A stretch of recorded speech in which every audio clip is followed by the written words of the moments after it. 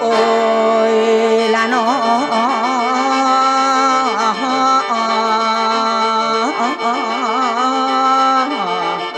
ฝ้าเอ้ยฝ้าห้องความเวียงจันทร์น้ำไหลปันข้างแกงฝ้าแกงจันทร์บอนใสๆนอเก่าปงขะลงตอน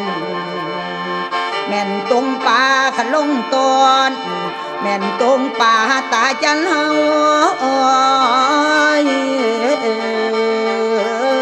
หนอโอ้โหหนอ